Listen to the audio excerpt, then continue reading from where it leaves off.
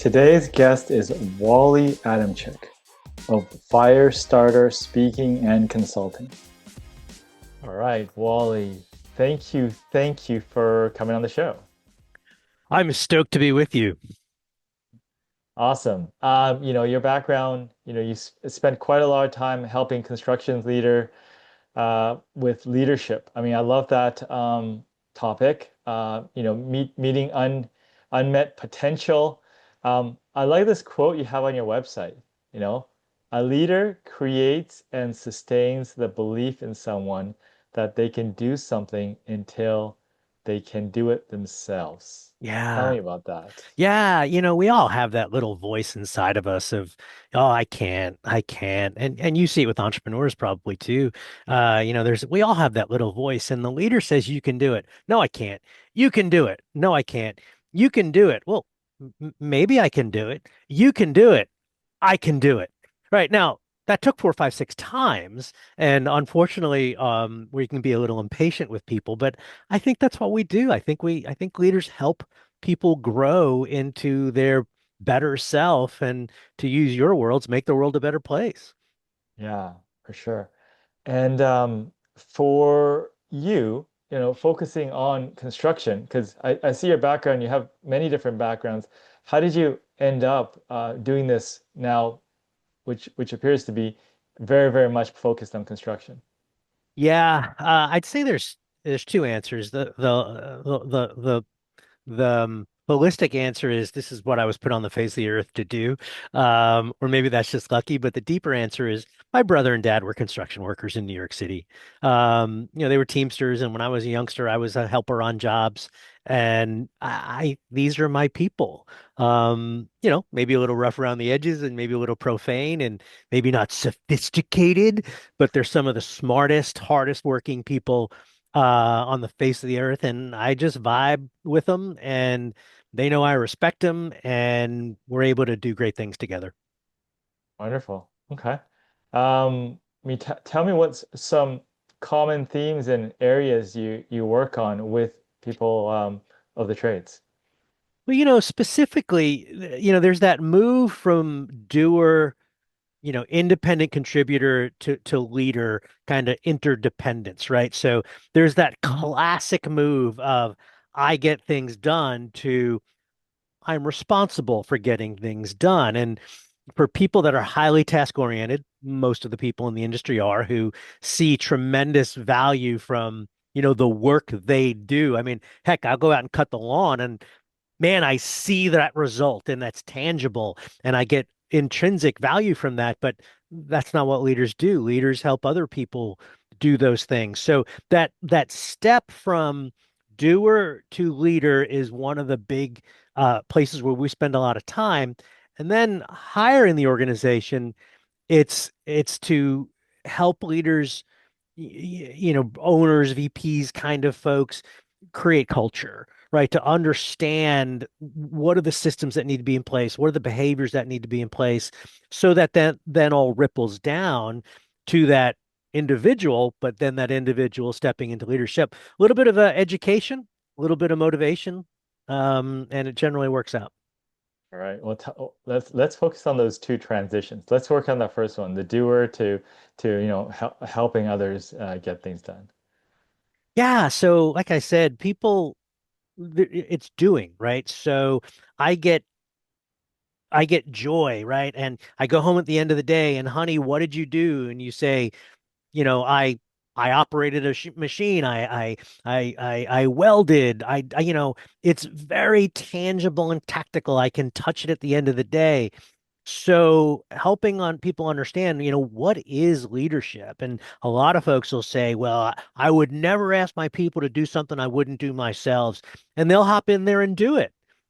And that's okay from time to time. But what I remind folks that are making this transition, if you are a foreman, to use this, generic term, a crew lead of some kind, and you have a hammer in your hand or you're operating a machine, that's not what you're getting paid to do. So you just became the highest paid hammer operator in the company.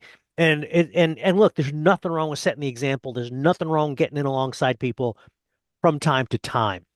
but it's really recognizing the leverage that can be had when I can influence 10 people, vice control two by saying, get out of my way, I'll do it myself.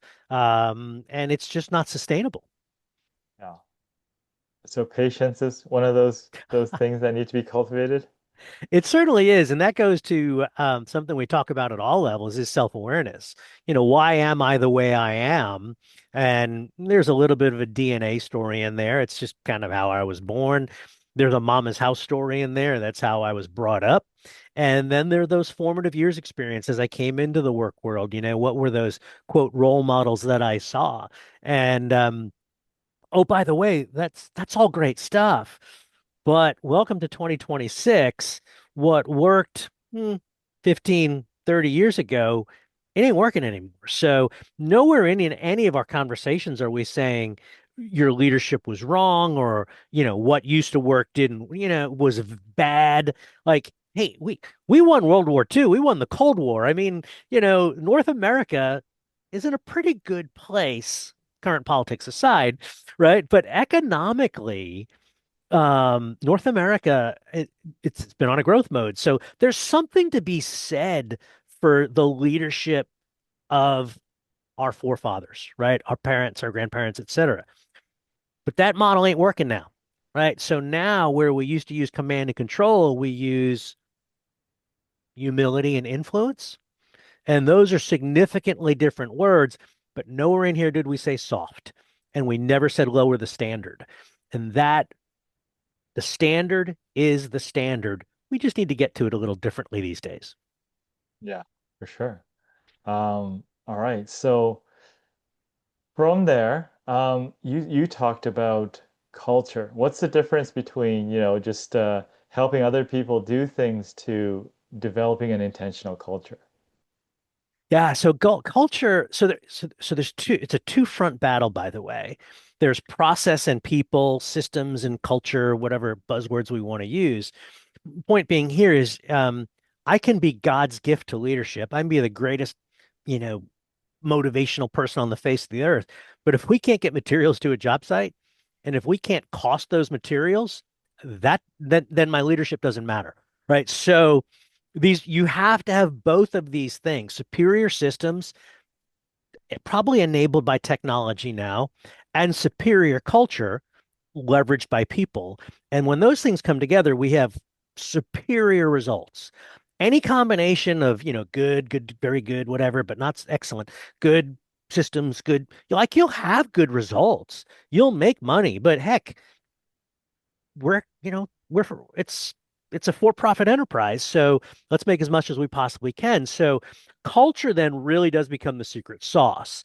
Um, and it's that set of behaviors and actions and maybe even unspoken, hey, here's how we do things here that cause people to lean in a little bit more, stick together a little tighter, and ultimately leverage those decent systems that hopefully have been established to help people want, first of all, to be safer, help people want to stay, increase production, right? So when we talk culture, there's nothing soft about it.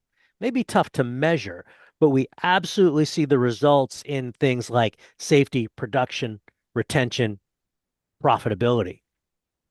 Yeah, you mentioned culture is tough to measure. I mean, what are things you can do? Like what I mean, obviously, you know, um, like you said, it's a combination of different things, but in what ways can you quantify? Because a person that's listening to this may not sort of get their head around exactly what Yeah. that investment and connection does. Like for instance, bringing in a professional that can help them with Yeah. intentional culture.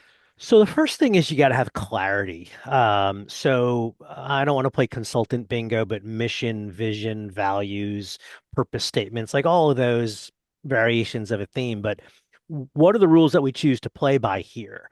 Right. So again, vision, mission, values, et cetera, clearly written down and then articulated. What does it actually look like here? And the reason this matters today is we are truly more diverse than ever. And I don't mean that in the political way, but geographically, people move. Generationally, there's people, 4 or 5 generations, depending, how we cut it, right? So my definition of customer service and your definition of customer service or integrity or whatever, we could hope that they're the same. Or we can say, hey, inside these 4 walls, this is what this means. So now I have clarity what that looks like. And then I can quote, hold people to the standard. So now I have some level of behavioral accountability. Now, from a measurement perspective, sure, you can do, culture surveys and, internal net promoter scores, but usually you just see it in the behavior. You see people behaving in a certain way, in an aligned way. And you can hear it in their language, you can see it in the behavior, and ultimately life gets a little bit easier because everyone is, rowing in the same direction, to throw another cliche at you. Mm, absolutely. Yeah, clarity across the organization. Not in the mind of a few leaders, but across the organization. Yes, explicitly, black and white, written out, and then Yeah, talked about on a regular basis. yeah, yeah. And I also heard saying, find ways to reinforce it. Yeah, and it could be just a shout out at a meeting. It could be an annual award. It could be we start our daily huddle with the value of the month or something like that. But if you have gone through the exercise to create these values, if you don't value them, nobody else will. So you have to keep them current and fresh more than just at the annual meeting. Yeah. And how often should these sort of, values and things be reassessed or, looked at carefully? Yeah, that's a great. Yeah, we we wrote them down 25 years ago. Isn't that good enough? Um, and I would say on a decade to decade basis, I think would be sufficient. Because I mean, because like fundamentally, that ownership and that the folks that are leading it, they're not going to change very much. So there might be some wordsmithing or something like that, but if you think about generations and the pace of change, but hopefully the values aren't changing very much. But you're right. They need to be peeked at from time to time and go, hey, this made sense, when we wrote it down 10 years ago, but does it still make sense now? Yeah. And sometimes, I mean, those aspirational values kind of creep in there. Yeah. So t tell me your experience with that. Yeah, yeah, aspirational, the who we want to be vice the who we are. And some people will make a big distinction of that and say, well, you're setting yourself up to fail. Let's put it this way. I'd rather have either one of those than none of them. Uh, So, some are more tactical, some are more strategic, maybe, and we might be sliding into purpose or vision or mission here. But I think the key differentiator here is I think what works with people is it's in words that are beyond the mundane. So if you go back, I don't know, 25 years ago, some MBA said you need values. And every construction company on the face of the earth has safety, integrity, quality, and customer service. And it's like, ugh, right? I mean, give me something. Whereas I'm trying to think of someone's we value the field or be a good apple is one. Um, uh, you know, um, there's blood in the dirt. I mean, these are compelling that you hear them and you go, that's interesting. And that's significantly different than, look, they're still saying safety, quality, and integrity, but they're yes. saying it in the words that only that company says them in that way. And oh, by the way, there's 3 other companies that say safety, quality, integrity using their own words, but it's that packaging, dare we call it Yeah. marketing and branding, that causes people to choose to be there or not. I mean, I was in the Marines and there's a package there, right? There's also the Air Force, the Navy, the Army, and similar for you in the forces, right? And people choose one of those based on the commercial. So that values package and how we articulate it then becomes very important even at the small company level, right? Where somebody's just founding this, maybe more important because bringing one person into a company of five will dilute it significantly compared to bringing that one person into a company of 20 or 200.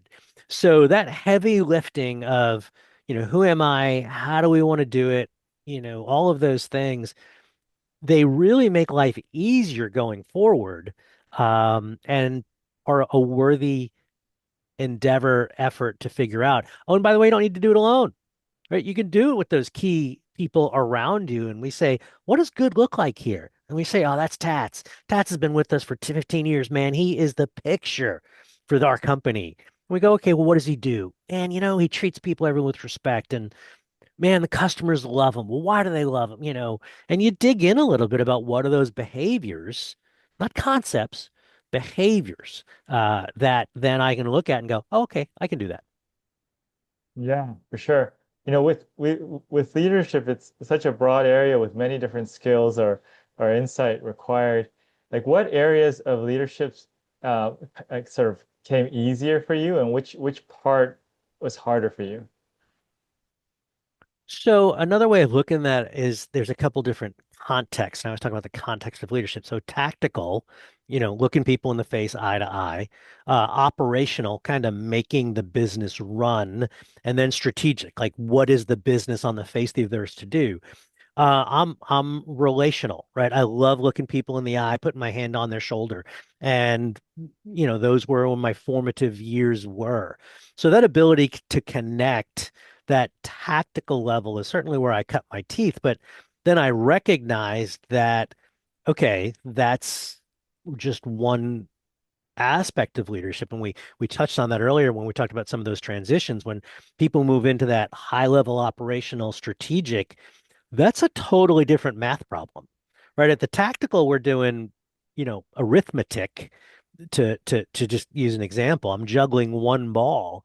At that higher level, I'm doing differential equations and juggling five balls. So it takes a whole different mentality, and not everyone has the capacity to do that math too. So that is something that entrepreneurs often run into. They can start the business up, but they can't continue the business. They can get it to a point, but then they need to get out of the way, right? So recognizing those skill sets and recognizing, and maybe here's one of the biggest ones, nobody has to do any of this alone, right? Whether, there are peer groups out there, there's trade associations out there, there's my VP of construction and estimating who are better than I am, and I'm better at business development. Whatever that is, it's finding those collaborators inside and outside the organization that I think is one of the big points of leverage here, as we move forward. Yeah, I mean, on the question of humility you brought up before, as a leader, how do you know when it is time to get out of the way or lean in, or like you said, believe that you can do it and just go ahead, or hire someone that tell you that you can do it and then and go through. Like, how do you kind of Yeah. judge that? Like, when do you know if you're over your head? When do you know if it's just sort of limiting belief and you can push through it. I think one of the one of the checks for you is how many questions do you ask? Like Ah, what's the question to answer ratio? If you find yourself in the telling mode, I will solve every problem you have mode, you're not leading, you're telling. If you find yourself and you condition yourself to say, hey, tell me more. How would you handle it? And you have that intellectual and personal humility. Now, that's also going to cause people to step up and take the bullet for you, so to speak. But if you find yourself transitioning to the I have all the answers, that is a warning signal that no, you don't, because the pace of change is so fast, and we have to have other resources out there. So, what's your question to answer ratio? Are you asking more questions or are you giving more answers? That's a good check for you. got it. Got it. That's very good. Awesome. I mean, is there anything else that commonly comes up in your speaking topics or with clients? I think one of the ones, and I think it's twofold, is this. maybe threefold. This sense of ownership, work-life balance. Why don't people care as much as I care, particularly if they're owners or have been, in the company for 20 years or something like that. And, part of it is because people have watched and looked around for the last 20 years and said, there's no reward for me keeping my nose to the grindstone. In fact, we have one of the highest suicide rates in the world with mental health, construction, et cetera. So why am I working Saturday again? Why is this badge of honor of, 612s, right? So there is a sea change, a huge shift on this work life. I'm not going to use the balance word, but just recognizing that shut up and dig, I'll see you Saturday, doesn't work anymore. And owners are like, oh, they don't have the sense of ownership that I do. I'm like, well, no, you own the thing. They'll never have that sense of ownership. But how do you help people feel like they have a little bit of agency, a little bit of skin in the game? I think that's one of the big challenges leaders face these days is that, next gen is like, I'm I'm going out tonight or whatever, I got a hobby thing and just not that they're not dedicated, but they also have a sense of balance because they watched the previous two gens burn themselves out. Yeah. So it's just adapting. Yeah, yeah, and I think there's a lesson to be learned there for some of my, I'm in the old dog category now. And I remember my daughter, she did some intern work for social media for a very large contractor in Atlanta. And I went and visited her and I knew the company very well. And I'm like, well, what do you think? And she says two things. And I'm like, yeah. And she says, the first thing is, I could see myself working for this place. I'm like, oh my God, tell me more. She said, they care about each other. I feel like I matter. Hmm. Okay. I said, what's the second thing? She says, my generation doesn't want to work this hard. And by hard, she meant long, because these guys are building bridges and paving. And so there's night and weekends. And I said, yeah, honey, I'm not a good role model for that, but you're absolutely right. And that's a big change that everyone's dealing with now. All right. Very cool. Um, Great insight. Okay. Uh, is there anything else you want to share with anything that you're doing? Anything want to direct them to in terms of your work or how to get a hold of you? If anybody wants to track me down, I mean, they can just go to LinkedIn. I'm huge on LinkedIn. I mean, my website is wallyadamchik.com, but LinkedIn is where you're going to hear my voice every day. You might even see some videos of me. But I think this gets to a broader statement that I said earlier. You're not alone. If you're not reading your trade association journal or listening to the podcast, people that are on here, good on you. We need to be expanding our brain a little bit because the world is going to change so fast and it's going to disrupt us so fast that if we're not tapping into some of these things, we do become that narrow-minded, self-centered person that we talked about a while ago. So, yeah, I post on LinkedIn all the time and sometimes they're good and sometimes they're not so good, but it's all about the stuff we've been talking about today.